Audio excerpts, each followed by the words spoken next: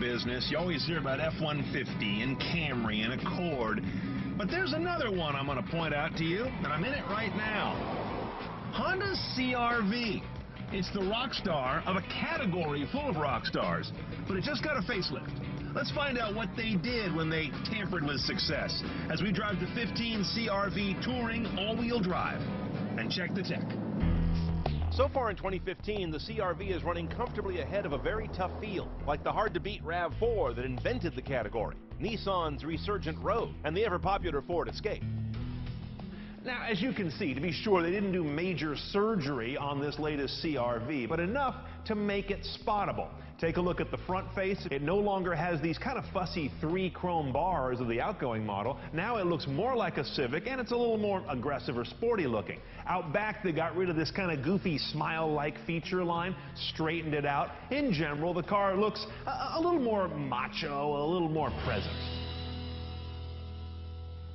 Now, inside the CRV, one of the first things you'll notice is a new set of head units that are the big 7-inch touchscreen type. This is the high-end one in this vehicle. I've never been a big fan of Honda navigation, as you know. It's a clunky interface. It's kind of poorly rendered. Since Honda locks out lots of inputs while the car is moving and has no control knob or handwriting pad, you better love their voice rack. I often don't. Go to nearest Chinese restaurant. Pardon?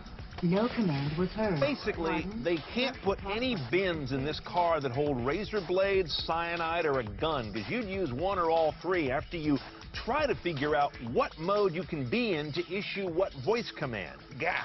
Luckily, you've now got a new option, at least on your iOS device. For $60, you can download and install this Honda Link navigation app, which is cloud connected. You can enter addresses via voice here in one phrase. It's fundamentally better than this. You've also got a new AHA app in here that runs from the phone, shows up on the dash, as does the nav. Now, to get what's on the phone on the dash, you need to get a $100 cable kit that they sell, which is a combination of USB and HDMI from your iOS device, no Android yet, to get that on the screen.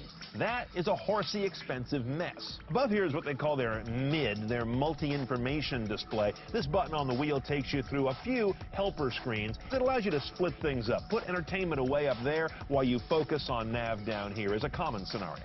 When it comes to your media sources, you've got the usuals, plus nice touches include Pandora integrated here, HD radio. You now have 2 USB ports here in the console. Now, beyond infotainment, your drive controls in this vehicle are going to be a one-choice only CVT gearbox. And you've got a sport mode here as a gear position, not as an overall powertrain modifier. There's no sport button, for example. Beyond that, all of this is nestled in one of the nicer looking cabins in its class. This is a mature, quality feel for not much money. All right, if you thought Mazda Skyactiv was a stupid name for an engine, try Earth Dreams. What does that mean? Well, it means different things in different Honda engines. In this one, it means they've introduced direct injection and reduced the friction of the internal moving parts. The results are good. 185 horsepower, same as last year, but it comes at a lower RPM.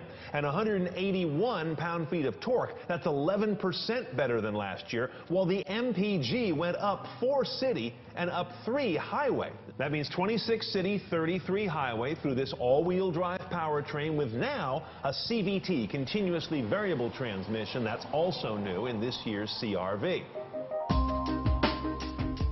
Now, a CRV is not a high-performance vehicle. Power, though, is adequate. I don't have any problem with it. And clearly, that additional torque and lower RPM ceiling for max horsepower are helping. And an awful lot of a kind of a crappy engine note coming through the engine bay. Even though they supposedly put a lot more sound insulation in, they could add some more.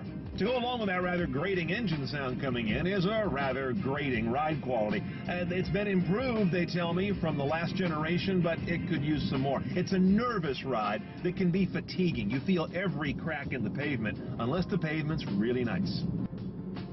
This transmission, this CVT, I give a lot of these knocks.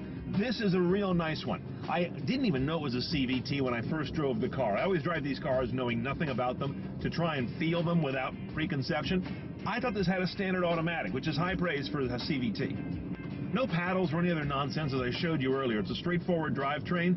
There's also no settings for the all-wheel drive. It's just there and it's working. Now, all new on the CRV this time around are driver assist technologies, like lane keep warning and active lane keep assist. You hit a button right here on the right side of the wheel, and this guy's going to steer itself within the lane lines. And it's actually really aggressive. In fact, it's kind of eerie to be driving the car and feel how hard it's pushing the wheel when it wants to keep you in the middle of the lane. The various adaptive drive technologies take over in a patchwork of speeds. Lane keep tech works from 45 to 90 miles an hour, forward collision braking up to about 62 miles an hour, and adaptive cruise only above 22 miles an hour. So it can't handle a really congested freeway mess. Still, this is a lot of pseudo self-driving tech for an inexpensive little compact crossover. And one of the most useful driver assist technologies is this one. I hit the right signal, and there's a camera over there in the right-hand mirror that gives me this excellent view on the dash to see if I'm about to cut off someone, like a cyclist over there, or whatever's on my right side. That's one of the best visual technologies in a car today. I don't know why no one else does it unless these guys have it tied up with a pack. Our CRV is a touring model, so it's got just about all the bells and whistles included base. That's about $32,500. If you want all-wheel drive, it's $12.50 more. There are a couple of dealer-installed options you might want: remote start and some rear sonars to augment your rear camera.